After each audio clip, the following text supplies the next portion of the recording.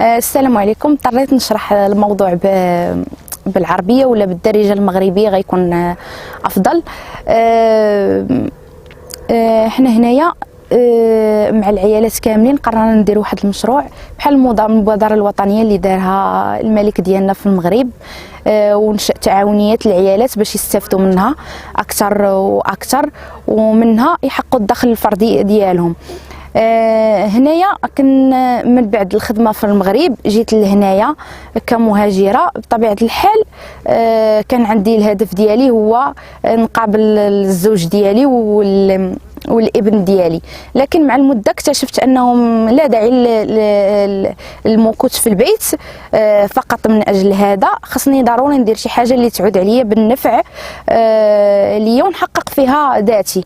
كان الفكره ديالي مع العيالات اللي هنايا واحد اليوم من الايام حضرت لواحد الندوه في مدرسه ديال الاطفال اللي فيها مستر باسكال، على طرح لنا واحد الفكره ديال الارتيسبارتو، هو فن الحلفه او الدوم.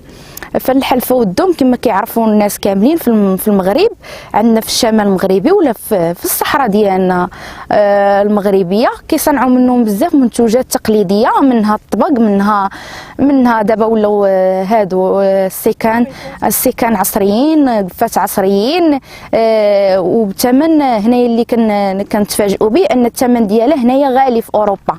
والناس اللي في المغرب وكينتجوا هذا الشيء عندهم كيفكروا ما لقاوش اللي حقق لهم هذا الهدف وخرج لهم المنتوج ديالنا المحلي تما لاوروبا باش تباع بهذا الثمن، علما انه في المغرب كيتباع بثمن رخيص.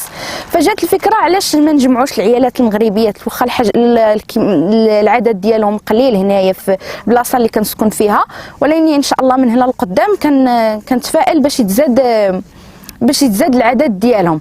فكرنا في نافارا، سيسما نافارا، فكرنا باش نديروا هذا المشروع، وشكرا البلديه ديالنا ديال سيسما اللي عاونتنا وعطاتنا المحل فين نخدموا هذا المنتوج ديالنا، وبالمساعده ديال الغوبيرنو ديال نافارا والاعضاء المشاركين فيها مدام ماري خوسي، مستر انطونيو، مستر باسكال، مستر ميغيل.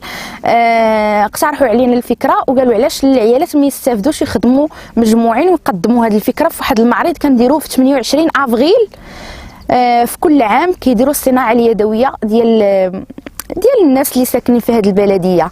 اللي كنا كنشوفوا في المعرض كزائرات ان العيالات كيصايبوا حاجه يعني لا باس بها، النجاره، الصناعه التقليديه، الخياطه، داكشي ديال السربيتات، الطبيقات، هادشي ديال العود ديال اليد اللي ولا علامود دابا. وشنا حنا عندنا الحمد لله المغرب ديالنا متنوع، الافكار ديالهم متنوعه اكثر من هادشي. قلنا علاش ما ندخلوش حتى حنايا ونديروا هاد ديال نشاركوا في هاد الديا كولتورال ديال الارتيسبارتو ونقدموا حتى حنايا المنتوجات ديالنا. الاقتراح اللي اقترحوا علينا كمشروع هو اعشاش النحل، نظرا للاهميه ديالو، لانه كينتج النحل كينتج فيه اكثر العسل ديالو اكثر من الاعشاش الاصطناعيه، باعتبار هاد الاعشاش اللي غنصايبو بالحلفه الطبيعيه يعني غادي تعطي المنتوج اكثر. وفي نفس الوقت يمكن النحل ماشي غير يعطي العسل، ولكن الدور ديالو يبقى يتكاثر ويحافظ على التلاقح الطبيعي مع باقي العناصر الطبيعيه من الخضروات الفواكه اللي كاينين هنا غنيه بها الفلاحه في اسبانيا.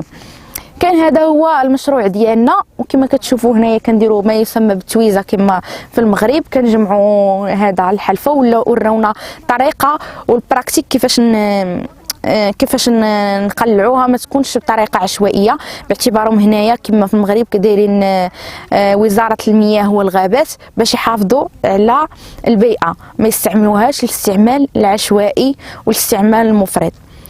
خرجنا مجموعين الحمد لله، كانت الخرجه زوينه ومع العيالات دازت الحقيقه زوينه. كنتمنى والله يكمل علينا في هذا المشروع ونحققوا ذاتنا ونحققوا النفع لينا ولغيرنا في هذه البلاد. وشكرا جزيلا.